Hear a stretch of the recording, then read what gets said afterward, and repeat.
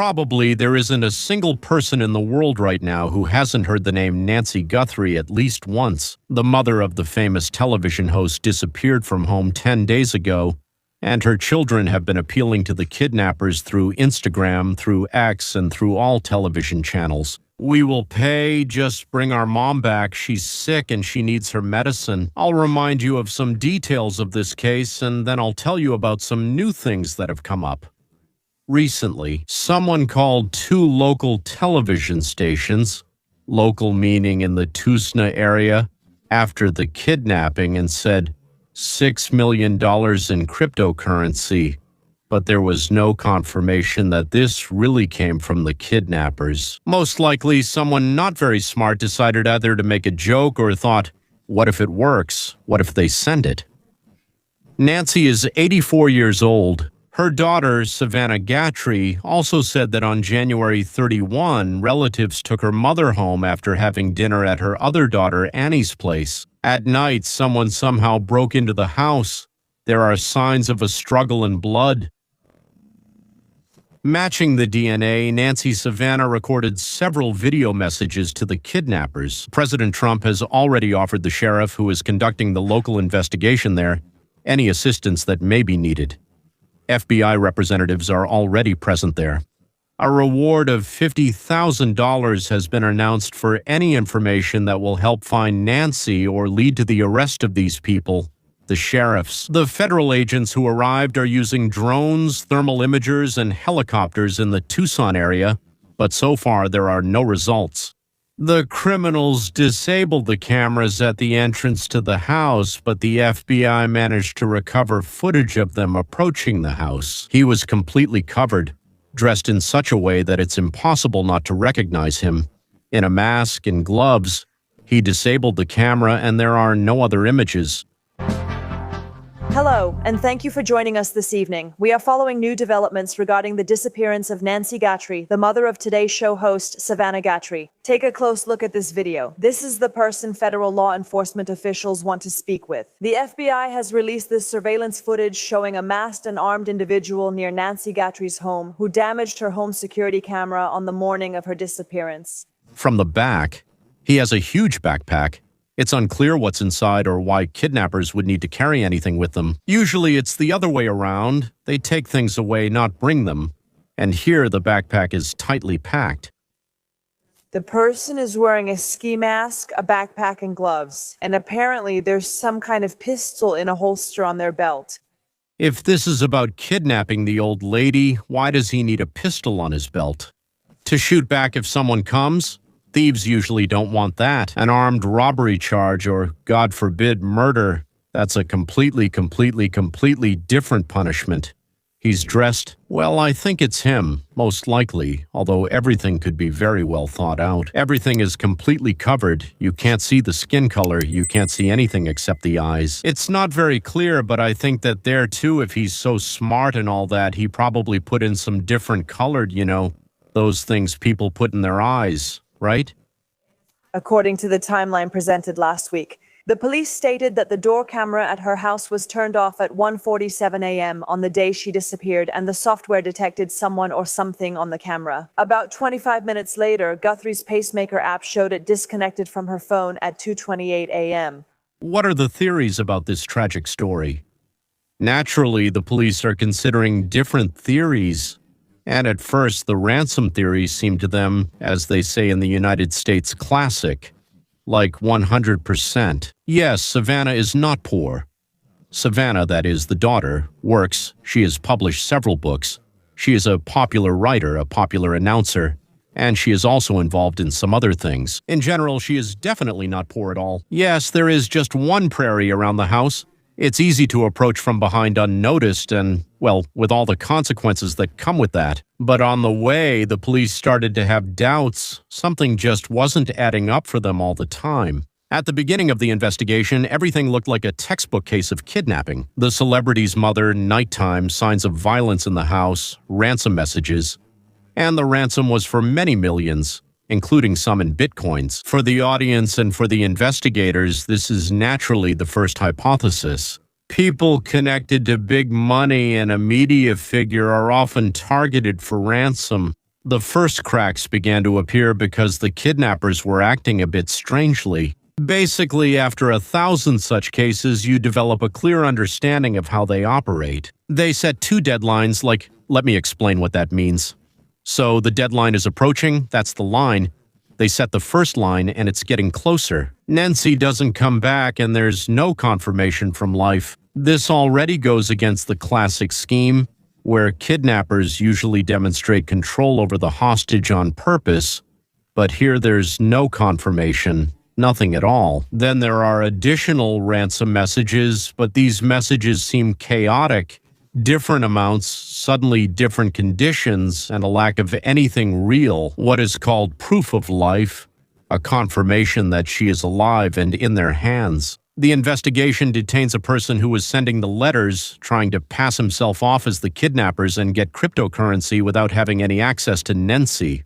He'll be imprisoned, of course, but that doesn't affect our investigation. Against this background, former FBI agents start saying out loud that part of the ransom game might actually be completely separate from the real crime. In other words, someone is capitalizing on a high-profile case, so there's a double plot. That means there was violence against Nancy, she was kidnapped, something was done to her, there was blood, and so on. And there's a parallel layer of extortionists who aren't connected to the kidnapping at all. They just, as we say, jumped on the bandwagon, caught the last train out, so to speak. Or as they say now, the so-called insider theories started to gain traction. I'm still talking about the minds of those who will kill them. Relax. The cameras capture a figure in a mask and gloves who deliberately disables the surveillance at Nancy's house. This looks like a planned break-in, not a random burglar. I think that's what it's called. Yeah, a burglar means a house thief. Agent Ken Gray. He is a consultant on a number of television programs and emphasizes that the family cannot be ruled out automatically. That always sounds nice. Yes, the family cannot be ruled out automatically. There are always questions. Questions for people who knew the daily routine, the state of health, the layout of the house. Another line is the insider neighbor. Well, an insider from the neighborhood. I don't know. Someone who knows the area well. This place is called Catalina Foothills. Someone who understands where the camera blind spots are, when there are guest incidents, and so on. Why does the simple ransom scheme work worse and worse, less and less? Lack of proof of life. That is, they say usually kidnappers send a photo of the kidnapped person with a newspaper showing the date, I don't know, or something else, to prove that just now, only yesterday, she was in their hands, and so on. There's nothing like that. The lack of any evidence when demanding money again goes against the logic of professional kidnappings. Everything seemed professional, with cameras and the person completely covered up. Usually we keep her to make her pay, and that's the leverage, the amount and the format of the ransom. Crypto leaks in the media look more like an attempt to deceive the family and the public than a well-planned operation aimed at guaranteed payment. Former agents then, well, as consultants, so to speak, as soon as you're there, someone from the Federal Security Service or the CIA or something like that. If you retire and do something else, they quickly try to get you to join radio or television. They also come to you with those kinds of questions. So former agents on the air are already saying directly, the more time passes without live evidence, the more likely it is that Nancy is either no longer alive or those who are writing about the ransom have nothing to do with her, and the focus of suspicion starts to shift. One set of theories moves toward a robbery that got out of control. Someone broke into the house, ran into Nancy, and violence occurred.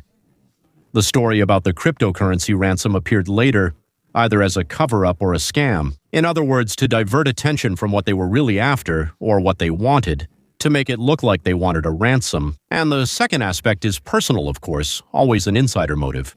Someone familiar with her habits at home could have disguised the attack as a classic kidnapping in order to throw the investigation off track. The political version, an attack on Savannah as a media figure, is gradually losing ground. Of course, that version existed too. She is quite a well-known person, but in the messages there is neither any ideology nor any demands related to her work or views. Well, there are absolutely none.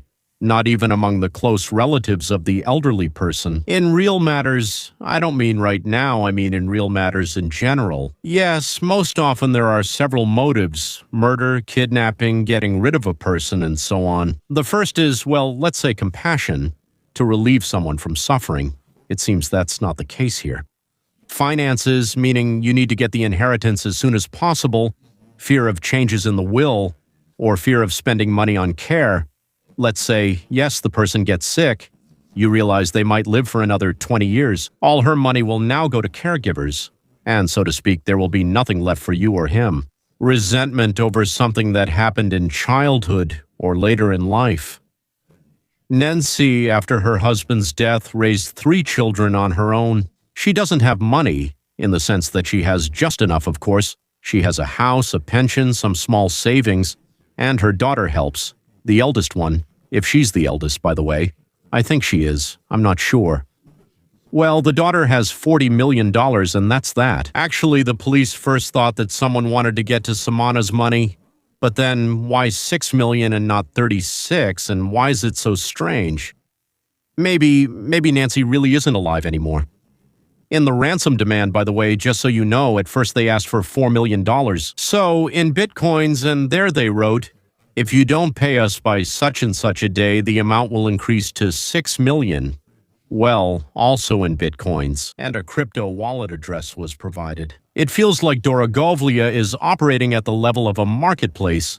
Like today the big ones are 3, and tomorrow there will only be small ones, but for 5. Well, something like that, right?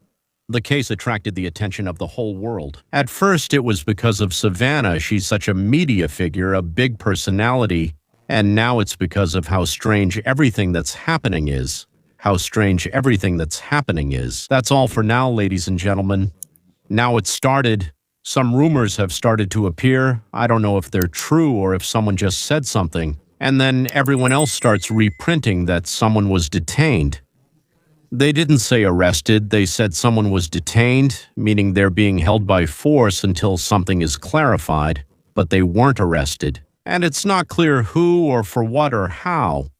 If anything new or interesting comes up, I'll let you know right away. Goodbye. See you next time.